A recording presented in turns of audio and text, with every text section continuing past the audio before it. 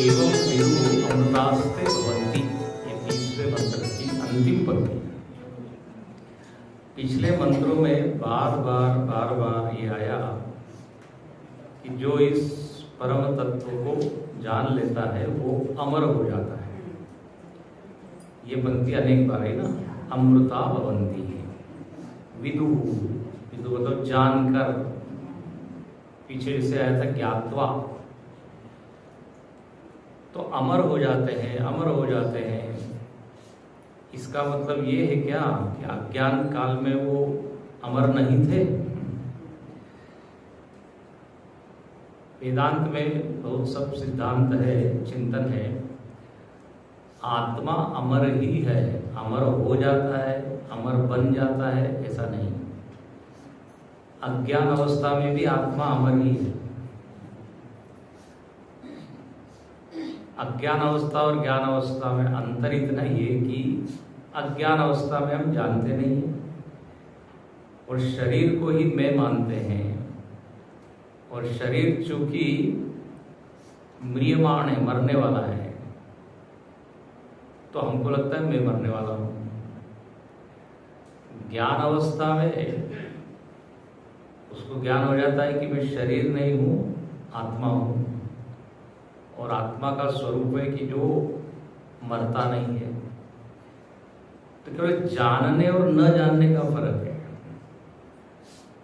ऐसा नहीं कि ज्ञान होने के बाद वो आत्मा अमर हो जाता है। ज्ञान होने के बाद वो जान लेता है कि आत्मा अमर है। अब आत्मा अमर क्यों है, इसके ऊपर विचार बहुत खूब किया हुआ है।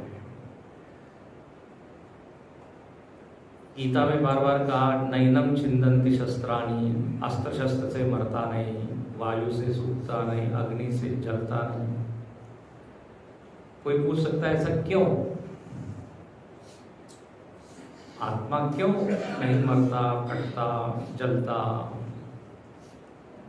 तो तर्क से सिद्ध किया है कि आत्मा अमर है।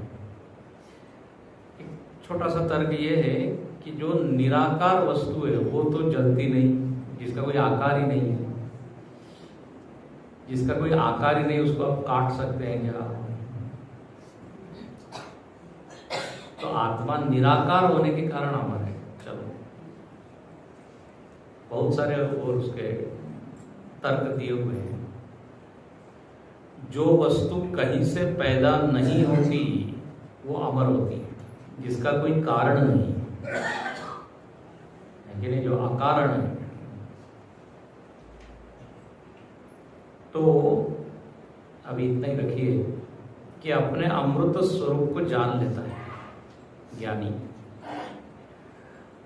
अच्छा, वो अमृत स्वरूप कैसा है, आत्मा का स्वरूप कैसा है, तो फिर बताते हैं। अब कितनी बार पूरा उपनिषद आत्मा का ही वर्णन करने वाला है। जितने भी ग्रंथ है, जितने भी वेदांत के ग्रंथ है, वो भी आत्मा का ही वर्णन करते हैं। आश्चर्य है कि इतना पढ़ने के बाद भी हमको समझ में नहीं आता। शास्त्र मानो कि खूब प्रयत्न कर रहे हैं, इस तरह से उस तरह से, ये आया वो आया। यहां पर अब कहते हैं आत्मवस्तु कैसी है, तो न संदृशे तिष्ठति रूपम अस्य, अस्य इसका स्वरूप नेत्रादि से ग्रहण करने योग्य स्थान में नहीं है। मतलब ये है, नेत्र से हम अनेक वस्तुओं को देख लेते हैं, तो उनको हम क्या बोलेंगे कि नेत्र से ग्रहण योग्य ये वस्तु है। जैसे पेपर वेट है, घड़ी है, पुस्तक है, पूरा स्थूल जगत क्या है, नेत्र से ग्रहण करने योग्य है। लेकिन आत्मा किसी एक स्थान पर नहीं है। जैसे कुर्सी एक स्थान पे है, घड़ी एक स्थान पे है, तो आप देख सकते हैं। तो आत्मा इस तरह देश परिच्छिन्न नहीं है, कोई आकृति लेकर बैठी नहीं है। तो नेत्र का ये विषय नहीं है, दृश्य नहीं है, नेत्रगम्य नहीं है।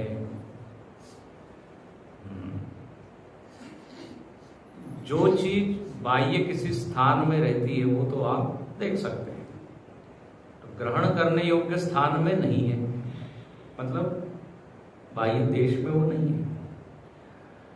न चक्षुषा पश्यति कश्चिदेन, उसको कोई नेत्र के द्वारा देख नहीं सकता। मैं क्यों नहीं देख सकता, है ना? हर चीज के वजह एक होता है क्या, प्रतिज्ञा, इसको तो प्रतिज्ञा। आत्मा नेत्र का दृश्य नहीं है। फिर उसके बाद तर्क, युक्ति, क्यों, हेतु उसको बोलते हैं, हेतु। तो इस तरह से विचार होता है। केनोपनिषद में कहा न तत्र चक्षुर गच्छति न वाक् गच्छति नो मनो। बोले आत्मा को न तो आंख देख सकती है, न कान देख सकते, सुन सकते हैं। यहां पर जब लिखा ना न चक्षुषा पश्यति, तो इससे आप सारी इंद्रियों को ले लीजिए। आंख से नहीं देख सकते, कान से नहीं सुन सकते, नाक से नहीं सूंघ सकते, जीभ से आत्मा को नहीं खा सकते, रस नहीं ले सकते, न तो आत्मा को स्पर्श कर सकते, तो न वो स्पर्शेंद्रिय का विषय है, न कर्णेंद्रिय का, न नेत्रेंद्रिय का। ये केनोपनिषद में कहा कि यच्चक्षुषा न पश्यति येन चक्षुगंसि पश्यति, जो आंखों से नहीं देखता लेकिन जिसके कारण आंख देखती है वो है आत्मा, है नहीं? प्राणस्य प्राणम चक्षुषश्चक्षु, तो प्राण का भी प्राण है, जिसके कारण प्राण चल रहे हैं, जिसके कारण कान सुन रहे हैं। तो जो पीछे है वो नहीं, उसको मतलब जो आगे वाली चीज है वो पीछे वाले को नहीं देख सकते। जैसे आपको पीछे उदाहरण दिया था क्या, टेलीस्कोप का। टेलीस्कोप से आप चंद्रमा को देख सकते हो, लेकिन उसी टेलीस्कोप से अपनी आंख को देख सकते हो? अपनी आंख में कोई चीज गिर जाती है, हम नहीं देख पाते। दूसरे की आंख में गिरा तो वो देख सकते हैं। तो अपने में ही क्रिया नहीं है, इसको स्वात्मनि क्रिया विरोधा। अपने से इतर होगा तो उसको देख सकते। इसलिए बुराइयों के लिए भी यही कहा कि अपनी बुराई नहीं दिखती, दूसरे की बुराई दिखती। तो यहां पर यह है कि नेत्र जिसके कारण काम कर रहे हैं वो है आत्मा। तो आत्मा तो इंद्रियों के पीछे है, आंख के पीछे है।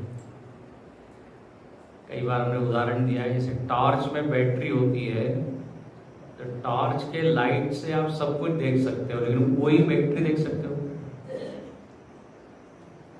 मैंने बोला सब मोड़ के उसको देखेंगे तो वो कनेक्शन डिस्कनेक्ट हो जाएगा।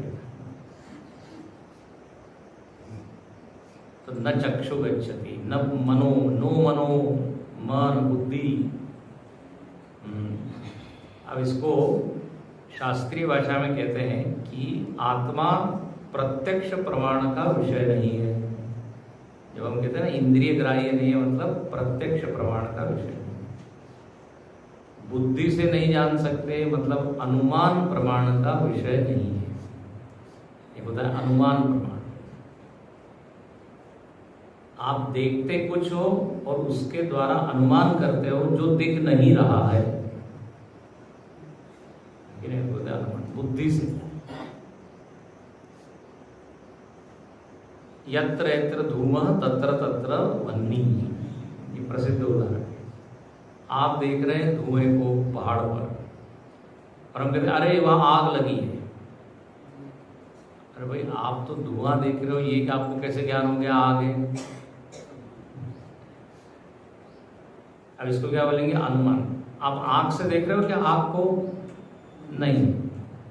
आंख से क्या देख रहे हो? धुआं। कह क्या रहे हो, वहाँ आग लगी। हाँ, आग का ज्ञान कैसे हुआ? तो बोले पहले हमने अपने रसोई घर में देखा है कि जहाँ आग होती है, क्या जहाँ धुआं होता है वहाँ आग होती है। ये साहचर्य, इसको तो साहचर्य या व्याप्ति, टेक्निकल शब्द है, व्याप्ति कहते हैं इसको। तो ये व्याप्ति आपने रसोई घर में देखी, तो उसी को आपने वहां लगाया, सीधा संबंध देखा है। चलो इसको बोल देते हैं, धुएं और अग्नि में संबंध आपने देखा है। तो अब ये हमको ज्ञान हो गया कि यदि धुआं दिख रहा है तो अग्नि होनी ही चाहिए। तो ये कैसे? आंख से नहीं, बुद्धि से विचार करके। मैं हमेशा उदाहरण देता हूं, इस हॉल में कितने लोग बैठे हैं ये हम बाहर से बता सकते हैं। तो क्यों? आप स्वामी सिद्धि है आपकी, सरल है।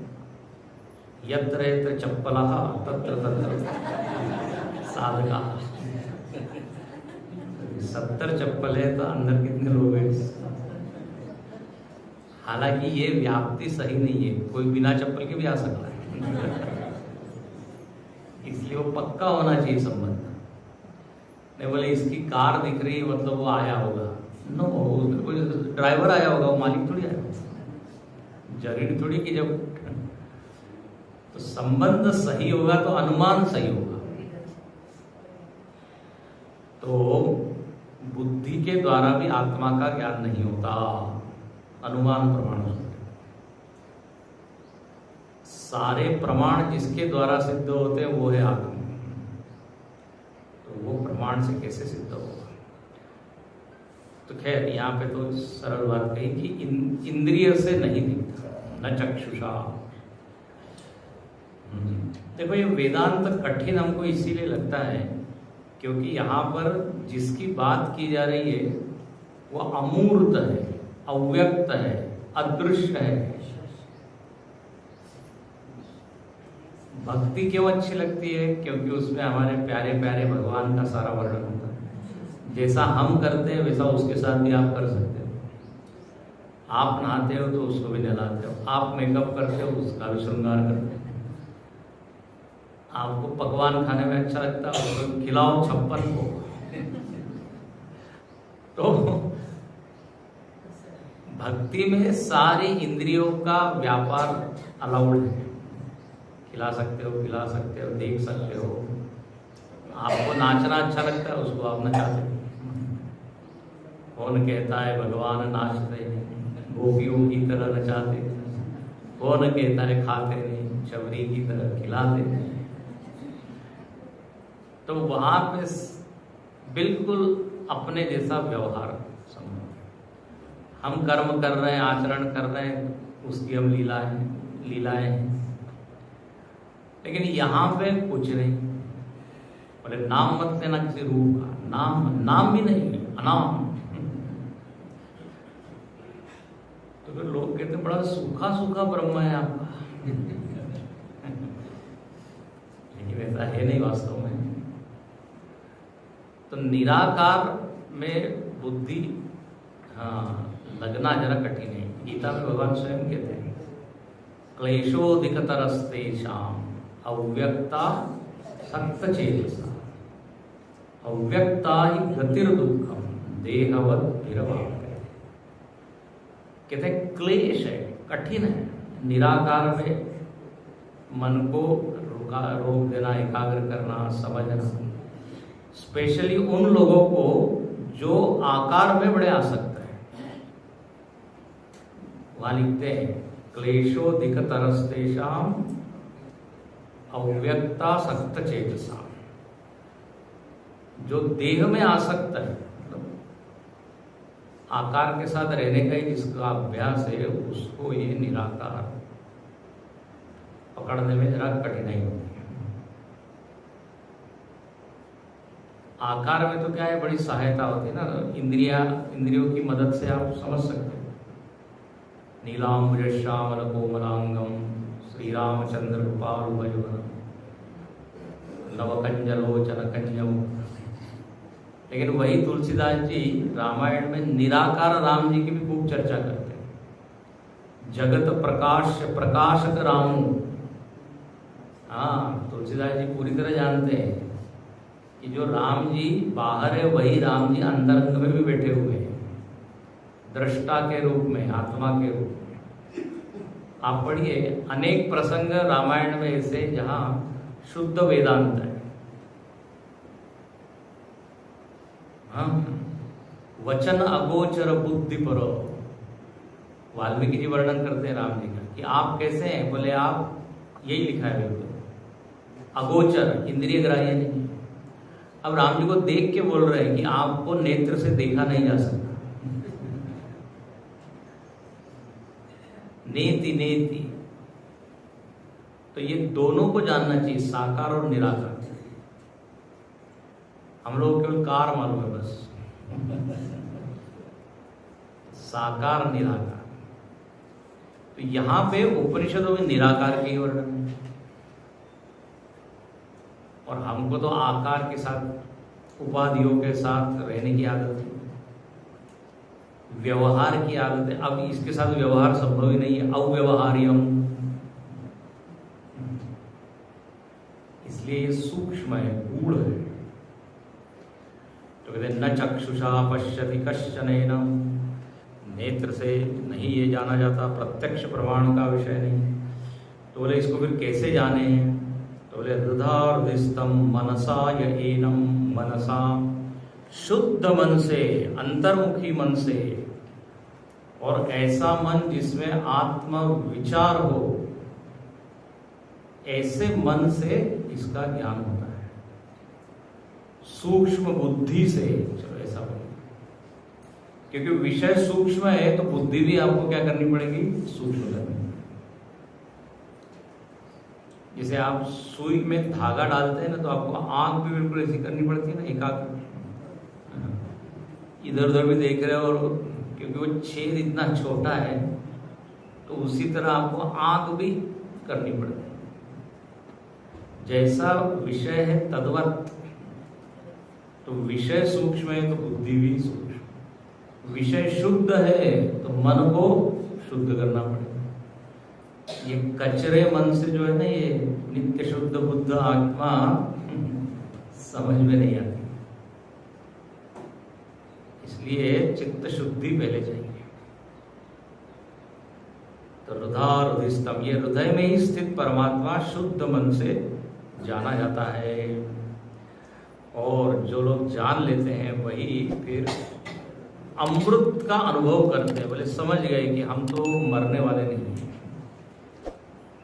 शरीर के साथ तादात्म्य किया हुआ था और शरीर को ही अहम माना हुआ था।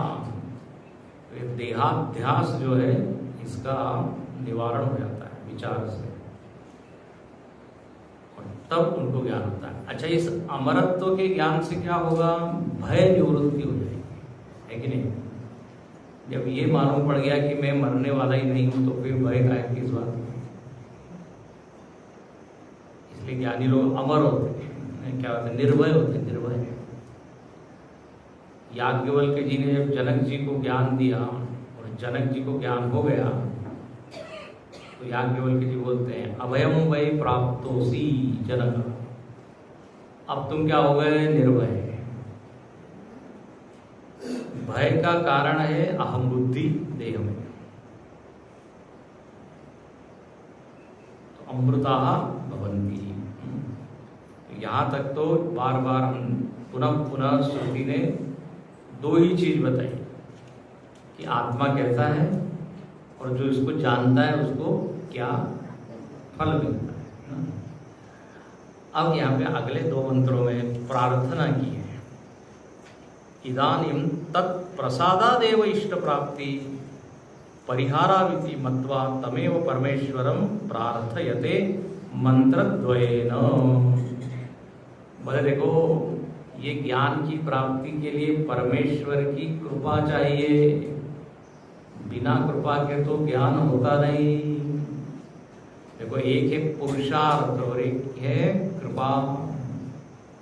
पुरुषार्थ की तो सीमा है, कृपा की कोई सीमा नहीं। इसलिए हम लोग बोलते हैं ना, अनंत कृपा है भगवान, असीम कृपा। आज तक भगवान ने अनंत लोगों पर कृपा की है, और भगवान ऐसा नहीं कहते कि अब कृपा का मेरा भंडार खत्म हो गया है, अभी भी कृपा हो रही है। मेरा आपकी कृपा से सब काम हो रहा है, करते हो तुम कन्हैया मेरा नाम हो रहा है। ये तो देखने वाले की बात है, ये तो कोई लोगों दिखता ही नहीं कृपा है। भक्त कहता है कृपा के अलावा कुछ है ही नहीं, मेरा तो कुछ रोल ही नहीं, भूमिका ही नहीं है। सारा संयोग उसी ने बनाया, सारी बुद्धि उसी ने दी, सारी शक्ति उसी की है।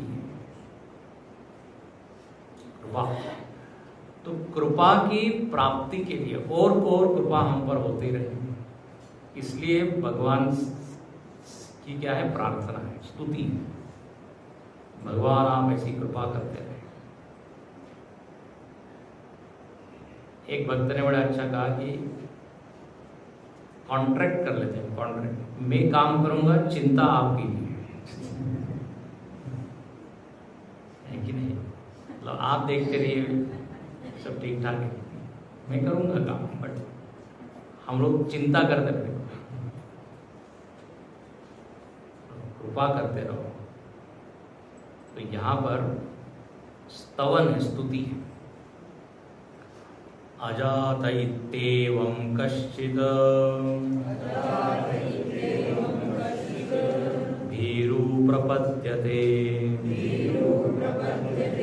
रुद्रयते दक्षिणं मुखं तेन मां पाहि नित्यम्। अजात इत्येवं कश्चित् भीरु प्रपद्यते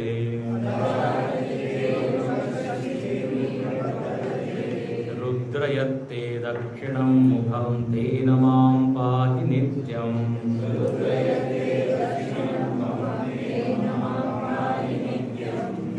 तो बोले इष्ट प्राप्ति के लिए आपकी कृपा चाहिए, ध्येय प्राप्ति के लिए आपकी कृपा चाहिए, तो मैं आपसे प्रार्थना करता हूँ।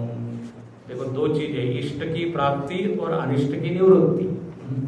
जो बाधा है, विघ्न है, उसको आप क्या करें, हटाएं। तो यहाँ पर देखो क्या प्रार्थना है, यहाँ भगवान का नाम है रुद्र, भगवान शिव का रुद्र।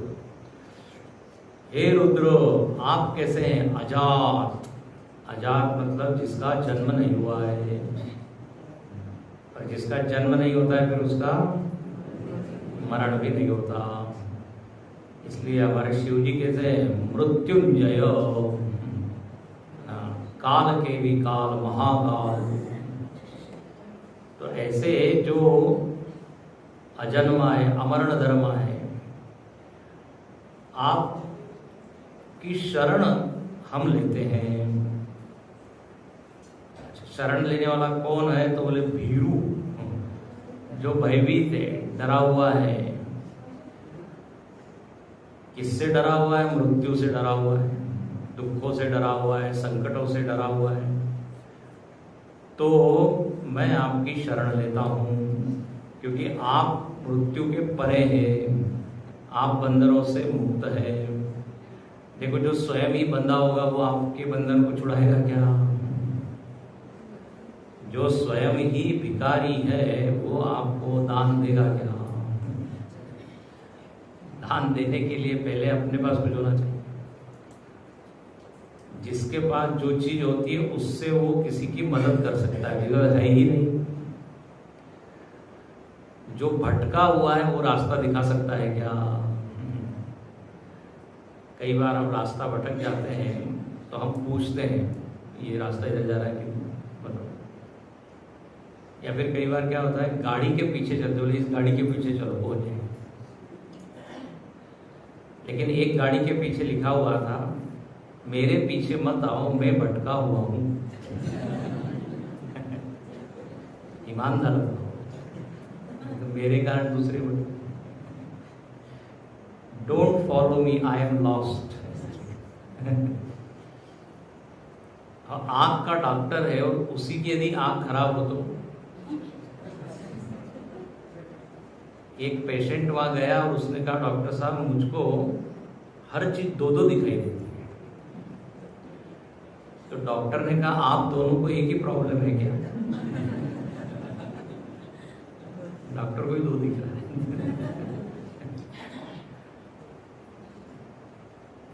तो जिसकी नेत्र स्वच्छ हो, जो जिसको मंजिल मिली हो, वही तो मदद करेगा कि नहीं। तो यहाँ कहते भगवान आप तो क्या सबको मार्ग दिखाने वाले हो, आप अभय देने वाले हो, क्योंकि आप डरे नहीं हो, आप निर्भय हो। तो आप हमारी रक्षा कीजिए। जैसे भगवान गीता में आमंत्रित करते, आ जाओ मैं करूंगा, सर्वधर्मान परित्यज्य माम एकम शरण। खुला बोलते बोले आ जाओ, मैं चिल्ला रहा हूं कोई आता ही नहीं है मेरे पास। किसी ने पूछा हम आ जाएंगे तो आप क्या करेंगे? मोक्षयिष्यामि मां शुच सर्व पापेभ्य, सारे पापों से मुक्त। तो यहाँ पर भगवान रुद्र से प्रार्थना है, आप हमारी रक्षा कीजिए। जो शरणागत होता है वो भगवान से प्रार्थना करता है, पाहि माम तो कहते ना माम पाहि नित्यम, सर्वदा मेरी रक्षा करो। एक बार दो बार तीन बार नहीं, हमेशा। अच्छा, और भगवान शंकर का वर्णन करते हैं, दक्षिणम मुखम, आपका मुख किधर है? दक्षिण की ओर। भगवान शंकर का एक विग्रह है, तो दक्षिणामूर्ति। आपने सुना है दक्षिणामूर्ति? शंकराचार्य जी ने एक स्तोत्र लिखा है, दक्षिणामूर्ति स्तोत्र। विश्वम दर्पण दृश्यमान नगरी तुल्यम धियांतर्गतम पश्यन्नात्मनि मायया बहिर्योद्भूतं यथा निद्रया तस्मै श्री गुरुमूर्तये नमः इदं श्री दक्षिणामूर्तये। देखिए बड़ा सुंदर है, शिवजी दक्षिण दिशा की ओर मुख करके बैठे।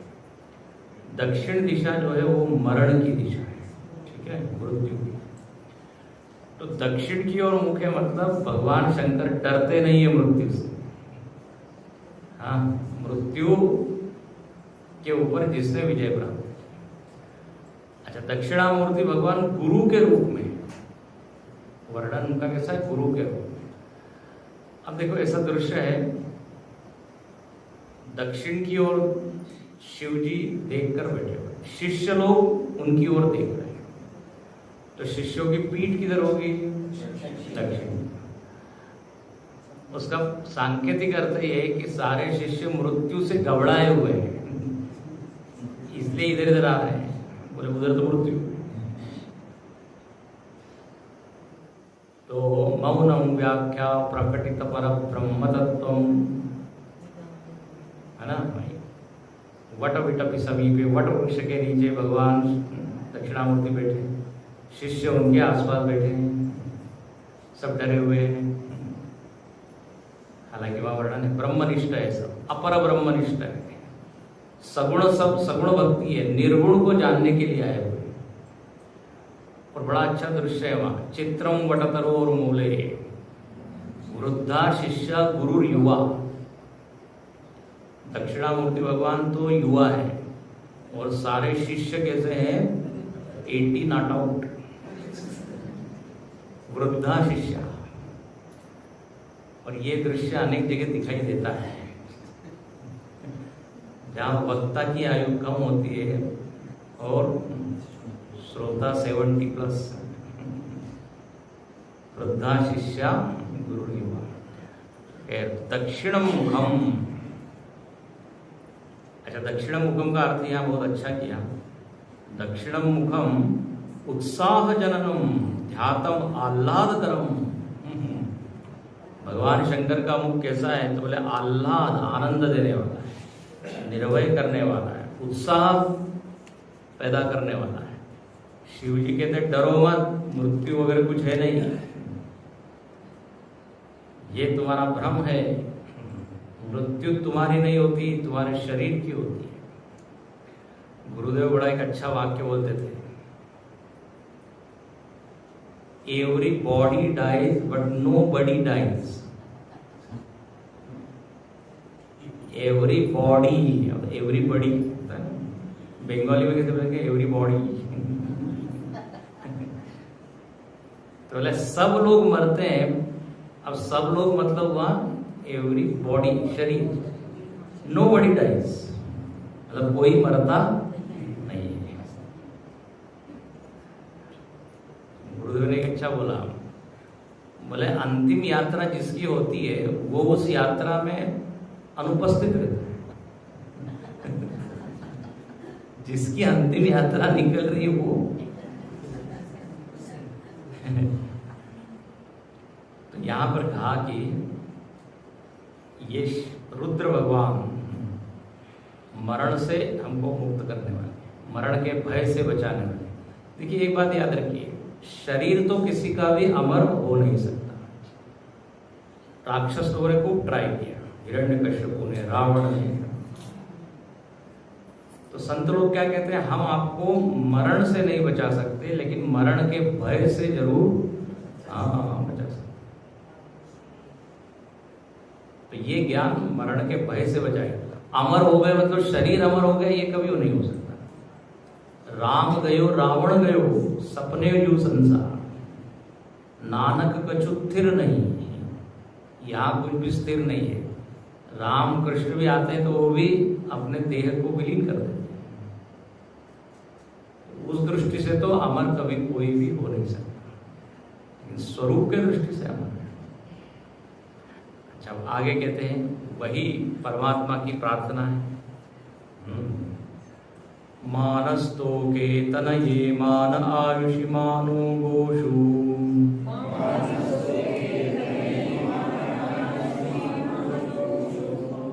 मानो अश्वेषु रीरिषः, वीरान् मानो रुद्रभामितो वदिर्ह विश्वन्तः,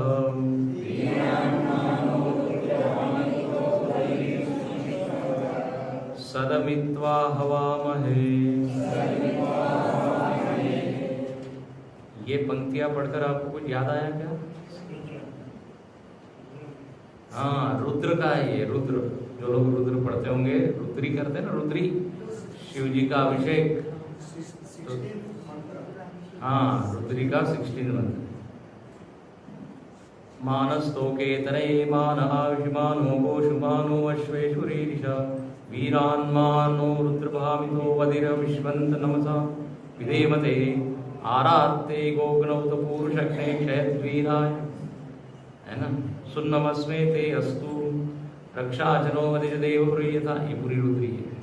आप इसमें ढूंढ रहे हो तो मिलेगा नहीं। इस उपनिषद में रुद्री के भी 2-3 मंत्र पीछे भी आए हैं, आगे भी। रुद्री मतलब भगवान शिव की स्तुति है, और यही सर्वव्यापक है। नमो हिरण्यबाहवे श्याम चपतये नमो नमः, नमो वृक्षेभ्यो हरिकेश नमः नमः नमः। सब दूर आप ही और आपको नमस्कार। नमस्ते अस्तु भगवान विश्वेश्वराय महादेवाय त्र्यंबकाय त्रिपुरांतकाय त्रिकालाग्निकालाय कालाग्निरुद्राय नीलकंठाय मृत्युंजयाय सर्वेश्वराय सदाशिवाय श्रीमन्महादेवाय नमः। नमः नमः नमः। इसलिए उस रुद्री को कहते हैं नमक, खाने वाला नहीं। नमक मतलब बार बार नमः नमः नमः। और उसके बाद में चमक, चमे चमे चमे, भगवान मुझको ये दीजिए ये दीजिए। तो यहाँ पर क्या कहा कि प्रार्थना की, भगवान आप क्या करें? तो आप जी रुद्र भगवान जो है, देखो शिव जी का एक तो सात्विक रूप है, समाधिस्थ, कर्पूर गौरम करुणावतारम, लेकिन वही शिव जी फिर तांडव नृत्य भी कर लेते हैं। रुद्र रूप भी है उनका, रौद्र, फिर जो हलचल मचती है। तो यहाँ पर क्या कहा भगवान आप कुपित मत होइए, आप नाराज मत होइए, आप अपना रुद्र रूप मत दिखाइए, आप शांत बड़े अच्छे लगते हैं। तो यहाँ क्या कहते हैं, तुम कुपित होकर हमारे पुत्र पौत्र आयु गौ अश्व का क्षय न करना। माँ मतलब नहीं, नह मतलब हमारे, तो हमारे पुत्र पौत्र पूरा परिवार ले लीजिए, आयु, हाँ हमको पूरी आयु अच्छे से जीने दीजिए, गौ अश्व मतलब सारी धन संपत्ति, गौ अश्व सब ले लीजिए, आप इनका क्या नाश न करें, और वीरान मानो रुद्रभामितो वधिर्ह, हमारे जो वीर सेवक है उनका भी आप वध न करें, मतलब हमारे जो नौकर सेवक जो सेवा कर रहे हैं, देखो सब मांग लिए यही चीज, किसी की भी आप क्या, किसी का भी नाश न करें, हम यही क्यों, और हम क्या, भगवान ने कहा कुछ करो तो सही, तो हमें रक्षा करो। बोले हम आपका क्या करते हैं, आवाहन करते हैं हव्य सामग्री से युक्त होकर, रुद्र की उपासना करते हैं, ये अर्थ है। हाँ, रुद्र भगवान से प्रार्थना करते हैं, पूजा करते हैं, उपासना करते हैं, और आपको पुकारते हैं, पाहिमाम त्राहिमाम। इस तरह यहाँ पे इन दो मंत्रों में केवल पढ़ा, और यहाँ प्रार्थना वास्तव में इस बात की है, केवल ये धन संपत्ति बचे इसलिए नहीं है, प्रार्थना ये है कि आप हमारी रक्षा करें और हम फिर आपको जान पाए, क्योंकि किस संदर्भ में आ रहा है ध्यान से सुनिए, पीछे का जो संदर्भ है वो क्या है, जो आपको जानता है वो अमर हो जाता है, मुक्त हो जाता है। अब जिसका मन अशांत है, बुद्धि अशांत है, संकटों से घिरा हुआ है, वो क्या ध्यान भजन करेगा। तो प्रार्थना ये कि आप हमारे ये बाह्य सारी चीजों को क्या है ठीक ठाक रखिए, तब तो फिर हम चिंतन मनन कर सकते हैं। तो आप सहायता करें, अनुकूल परिस्थिति बनाए, ये मतलब। देखिए प्रार्थना के भी अलग अलग प्रकार है, कोई क्या मानता है, कोई क्या मानता है। एक बार एक बच्चा था, पोता, दादाजी उसकी रोज पूजा करते थे। एक दिन वो दादाजी कहीं चले गए, तो पोते ने कहा चलो मैं पूजा करता हूँ, और पोते ने पूजा की, और वो देखता था कि दादाजी कुछ तो भी प्रार्थना करते हैं, मांगते हैं। बच्चे ने कहा मैं भी कुछ मांगता हूँ। बच्चे ने बहुत अच्छी चीज़ मांगी। वो कहने लगा भगवान मेरे दादाजी को ठीक रखना, क्योंकि वो मुझको वो चॉकलेट देते हैं। फिर कहा हमारे यहाँ जो कुत्ता है उसकी भी रक्षा करना, वो चोरों से बचाता है। ऐसा बड़ा अच्छा मांगा, और अंत में उसने क्या मांगा, बोले भगवान ये मैं मांगता हूँ कि आप ठीक ठाक रहें, क्योंकि आप ठीक ठाक रहेंगे तो फिर हमको सब मिलेगा। आपकी तबीयत न बिगड़े, ये मैं मांगता हूँ। यह है भोला मन। यहाँ पर भी इस तरह रक्षा की मांग की। यहाँ ये चतुर्थ अध्याय पूरा होता है। अब पंचम अध्याय में प्रवेश करते हैं। अब यहाँ पर भी उसी परम तत्व का वर्णन है, लेकिन अब अलग एक दृष्टि कि वो परमात्मा कैसा है। अभी तक हमने देखा वो विश्व का आधार है कि नहीं, जगत का आधार है, सारे देवता उसी में है, ये सब हमने देखा। अब यहाँ देखते क्या है, द्वे अक्षरे ब्रह्म परे त्वनन्ते विद्या विद्ये निहिते यत्र गूढ़े क्षरं त्वविद्यायमृतं तु विद्या विद्या विद्ये ईशते यस्तु सोऽन्यः द्वे अक्षरे ब्रह्म परे त्वनन्ते विद्या विद्ये निहिते यत्र गूढ़े क्षरं त्वविद्यायमृतं तु विद्या विद्या विद्येईशते यस्तु सोऽन्यः।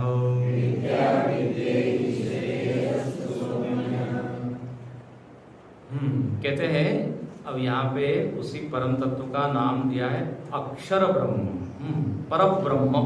परब्रह्म तो बोले परब्रह्म कैसा है, तो बोले अनंत है, अनंते ब्रह्म परे। ब्रह्म, ब्रह्म के दो रूप है, परब्रह्म अपर ब्रह्म। सरल भाषा में कहें तो जो निर्गुण निराकार वो परब्रह्म, उपाधि से युक्त ब्रह्म अपर ब्रह्म। ये सब जरा टेक्निकल चीज है। परम ब्रह्म, परम आत्मा जिसको आप कहते हैं, वो कैसा है, अनंत है। वो कैसा है, अक्षर है। अक्षर मतलब जिसका नाश नहीं होता। अच्छा, तो बोले ये अक्षर ब्रह्म, अब यहाँ आपके ट्रांसलेशन में दिया है हिरण्यगर्भ से उत्कृष्ट है वो। फिर आ गया हिरण्यगर्भ। हिरण्यगर्भ से ऊंची स्थिति, हिरण्यगर्भ आपको बताया था हमने, जब व्यक्त होने की स्थिति होती है ईश्वर की, उसको कहते हैं हिरण्यगर्भ। तो परब्रह्म आप समझ लीजिए, परमात्मा सर्वोच्च, उससे ऊपर कुछ नहीं। उस परब्रह्म परमात्मा में दो चीजें छिपी हुई है, दो चीजें स्थित है। कौन सी दो चीज, तो बोले विद्या और अविद्या। निहिते, निहिते मतलब स्थापिते, उसके अंदर अनभिव्यक्ते छिपी हुई है। क्या, विद्या और अविद्या। अब ये दो शब्द नहीं है, नए आए। विद्या अविद्या का आधार परब्रह्म परमात्मा, ये बता रहे हैं। निहित मतलब उसमें रखे हुए, स्थित है। चलो, विद्या और अविद्या दो परमात्मा में है। हाँ, अच्छा, बोले क्या है अविद्या का अर्थ और क्या है विद्या का अर्थ, तो लिखते हैं क्षरम तु अविद्या। हाँ, तीसरी पंक्ति देखिए, जो क्षर है वो अविद्या है, और अमृतम तु विद्या, जो अमृत है वो विद्या। ध्यान से सुनिएगा, अविद्या किसको कहा, क्षर को, और विद्या को क्या कहा, अमृत। यहाँ पे जो शब्द है, तो ये दो चीज, अमृत है विद्या और अविद्या है क्षर। अच्छा, और बोले परमात्मा क्या है, तो विद्या विद्ये ईशते, विद्या और अविद्या दोनों का शासन करता है। ठीक है, दोनों का शासन करता है। और तीसरी बात लिखिए, यह तो सह अन्य, ये ईश्वर दोनों से अन्य है। तो तीन चीजें यहां पर बताई, तीन पॉइंट्स आए।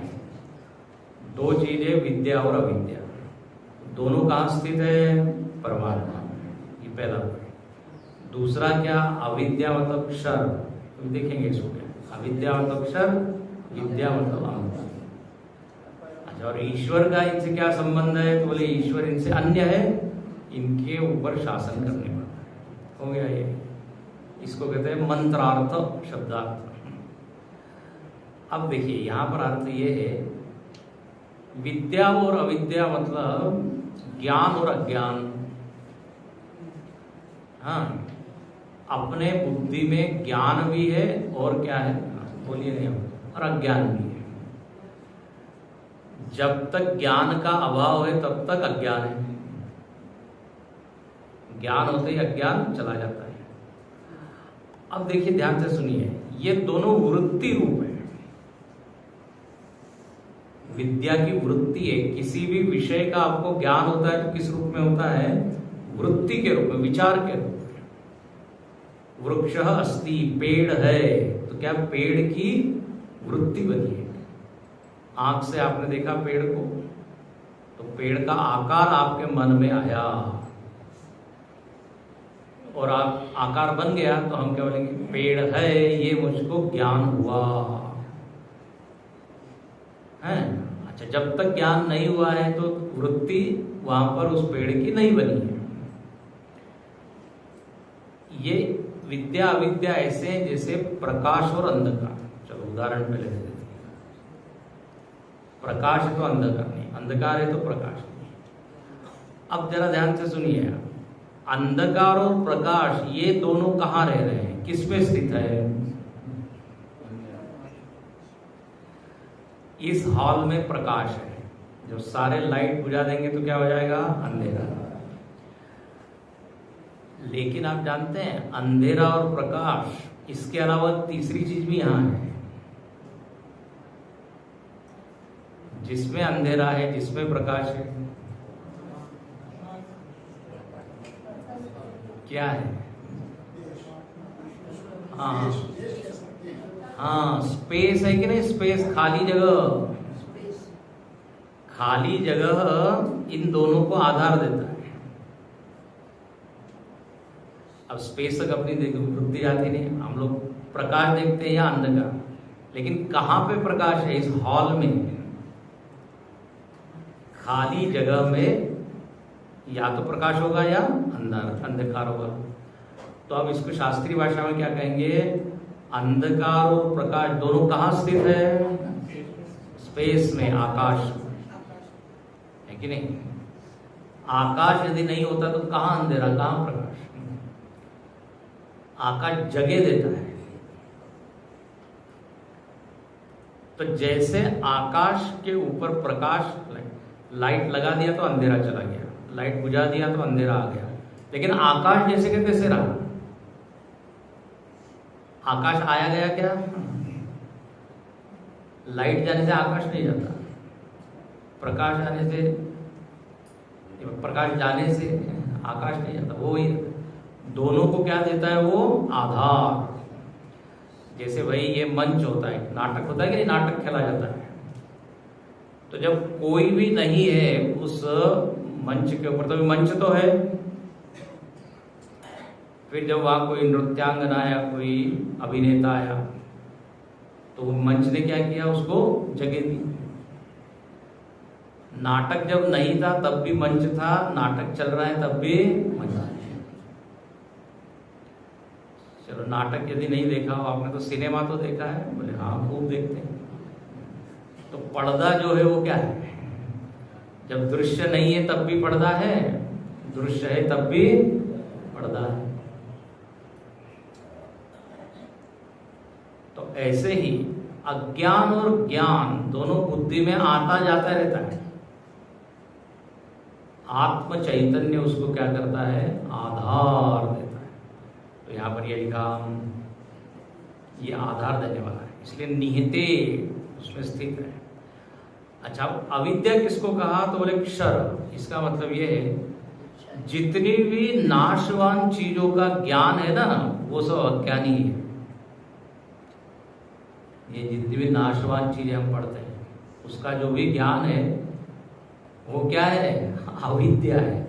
वो आपको मुक्त नहीं करेगा, क्योंकि जो सारी वस्तुएं हैं जिनका आपको ज्ञान हो रहा है, वो सारी वस्तुएं कैसी है? नाशवान है। तो उसका ज्ञान आपको कैसे अमर बनाएगा? फिजिक्स, केमिस्ट्री, मैथमेटिक्स, कंप्यूटर, खगोल, भूगोल, जो भी विषय आप पढ़ते हैं, वो जो विषय है, विषय ही कैसा है? मरने वाला है। तो मरने वाले विषय के ज्ञान से हम अमर नहीं हो सकते, इसलिए लिखा है क्षरतु अविद्या। और विद्या क्या है? अमृतम। बोले सही ज्ञान कौन सा है? जो आपको अमर बनाए, अमरत्व का ज्ञान कराए, वो विद्या सही विद्या है।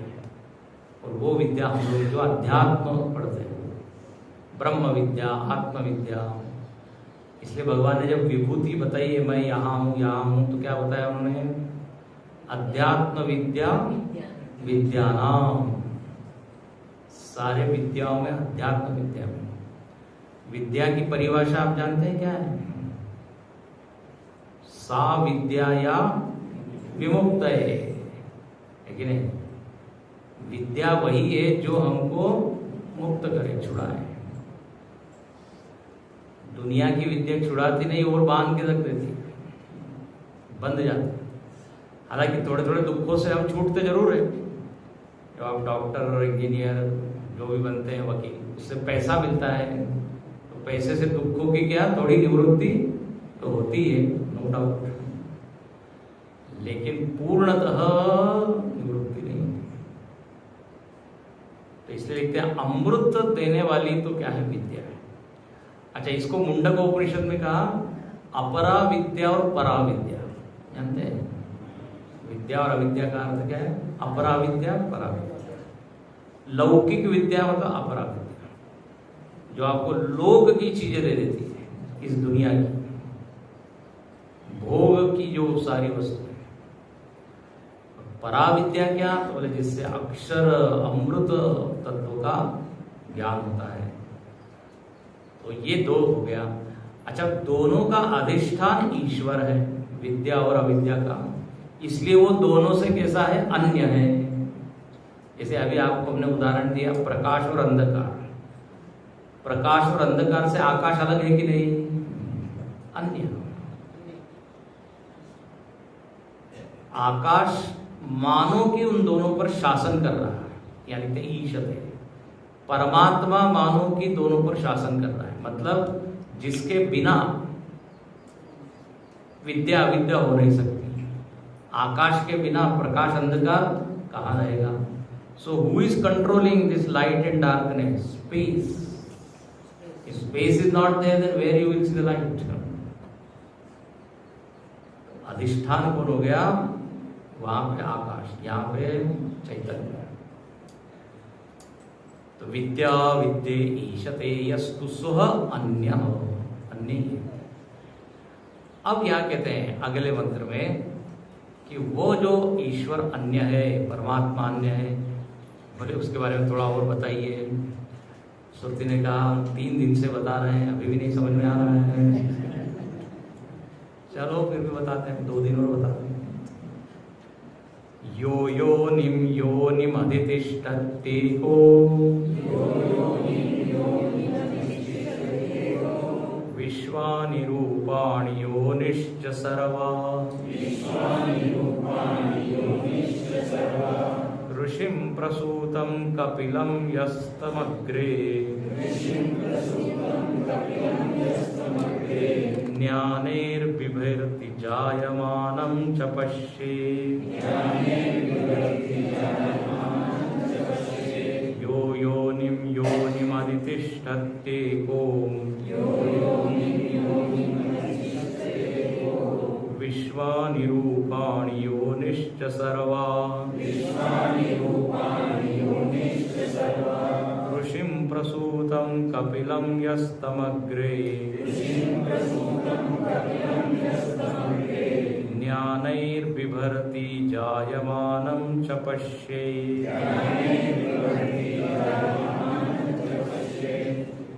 ये पहली लाइन तो पीछे भी आई थी, यो योनिम अधितिष्ठति एकः। बोले एकः, सबसे पहली बात जानिए, परमात्मा अकेला है, एक है। बेचारा परमात्मा का कोई संग सहाय, अकेला। संग सहाय न दूजा, ये वाक्य कहाँ है मालूम? रामचरितमानस में आया है, संग सहाय न दूजा। कहाँ है? चलो हिंट दे देते हैं, भय प्रकट कृपाला, उस स्तुति में आप खोजिए। जय सृष्टि उपाय विविध बनाई, संग सहाय न दूजा। ये तुलसीदास जी के रामायण में उपनिषद झांकती है।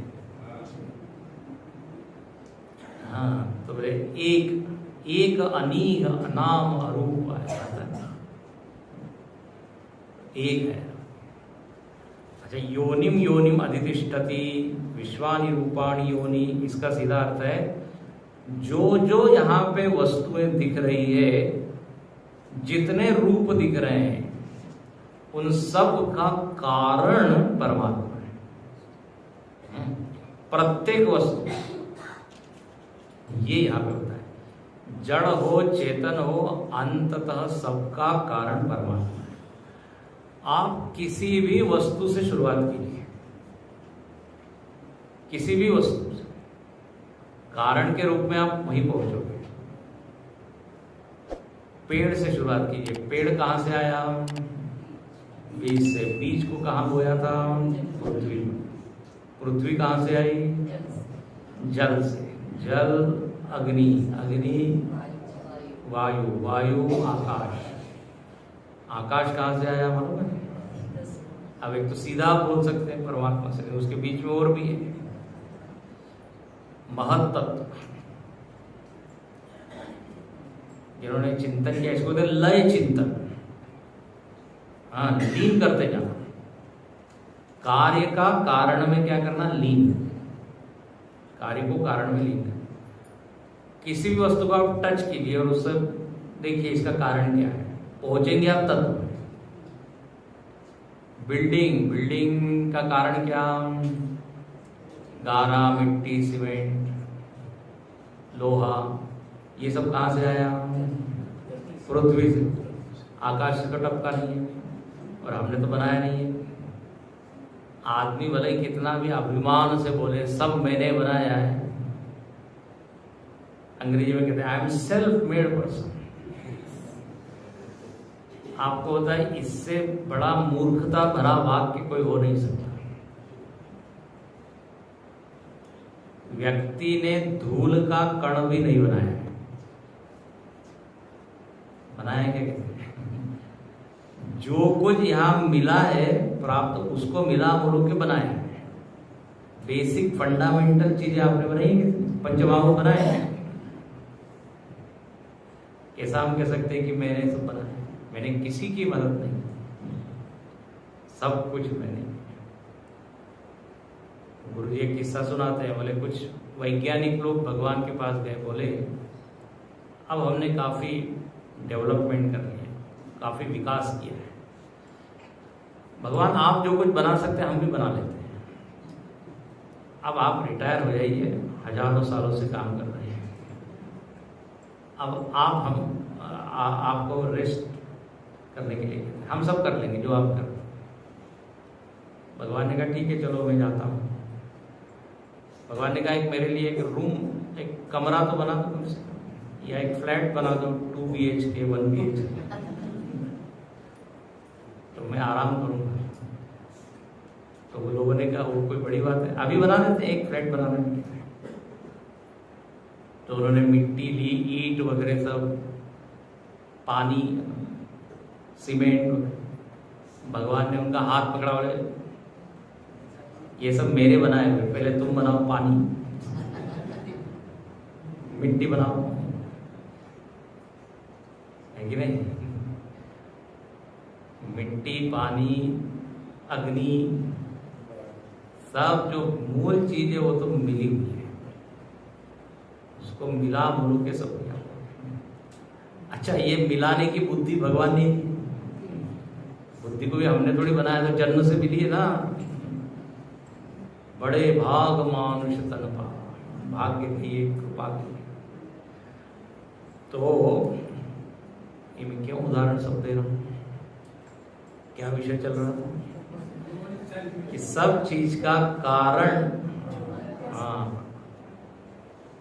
कपड़ा कहाँ से आया? तो कपड़ा आया कहाँ से? कपास से। कपास कहाँ से आया? पेड़ से। पेड़, हाँ, इसलिए लिखते हैं योनिम योनिम अधि रूपाणि विश्वानि।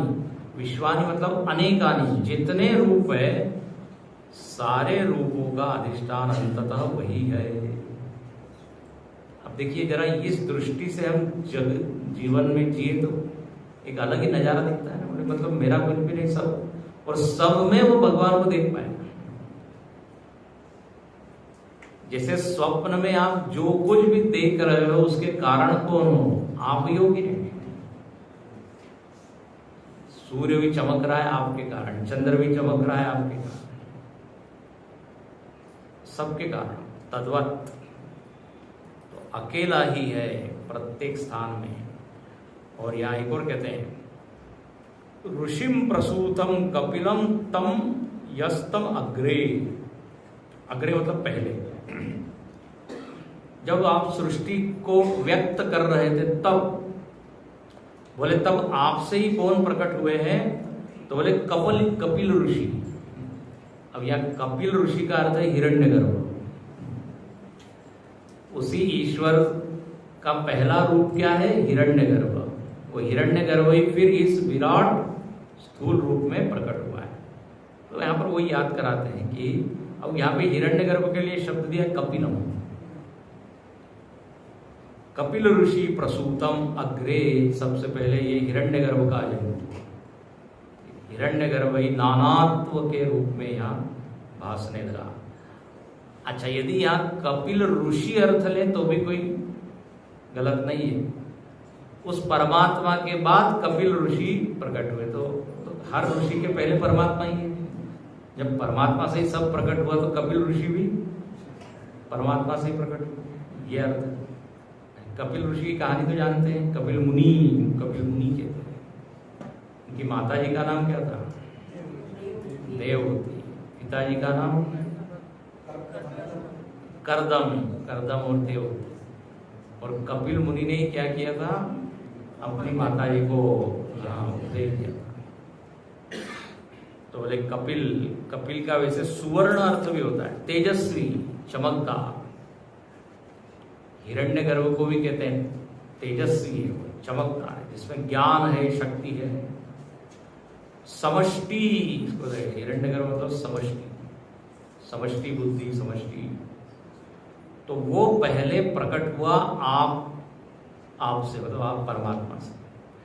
और आपने ही हिरण्यगर्भ को ज्ञान से भर दिया, ज्ञानैर्बिभरति। ज्ञान से संपन्न होकर वो हिरण्यगर्भ प्रकट हुआ। ऐसा है, समष्टि बुद्धि इसको कहते हैं, हिरण्यगर्भ। अब ये सब शब्द जो है इतने जल्दी से पकड़ में नहीं आते, जो तो नए, लेकिन बार बार सुनने से समझ में आएगा। यहाँ बता ये रहे कि सबसे पहले परमात्मा था, उसके बाद सब कुछ आया। अच्छा, फिर आगे कहते हैं, उसी परमात्मा का वर्णन करते हैं कि उसने क्या किया।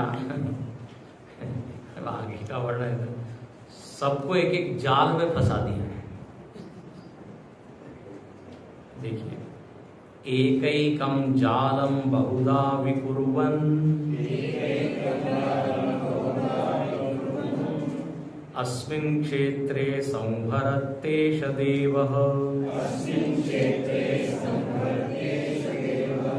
भूयसृष्ट्वा पतयस्तथेषः सर्वाधिपत्यं कुरुते महात्मा सर्वाधिपत्यं कुरुते महात्मा।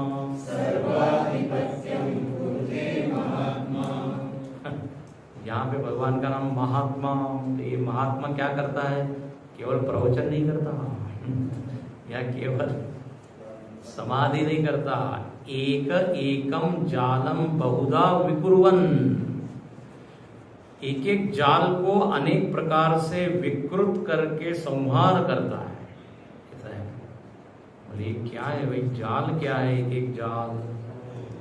तो यहाँ पर लिखते हैं जाल मतलब, देखिए हम लोगों ने एक एक संसार बनाया हुआ है ना अपना। अब इसको आगे देखेंगे, समय हो गया है। हम सब लोग एक एक जाल में फंसे हैं। सबकी अपनी अपनी एक दुनिया है कि नहीं? तो यहां पर कहते हैं कि हम इस शरीर, मन, बुद्धि, ये भी एक जाल है। एक ये जाल, और फिर इससे और जो बनाया हुआ है जाल, मेरी दुनिया, उसमें हम लोग फंसे हुए हैं। लेकिन ये परमात्मा केवल आपको फंसाता ही नहीं, मुक्त भी करता है। हाँ, दोनों काम यहाँ करता है। संहरति, संहार करता है। ये वर्णन यहाँ पर है। अब देखेंगे। ओम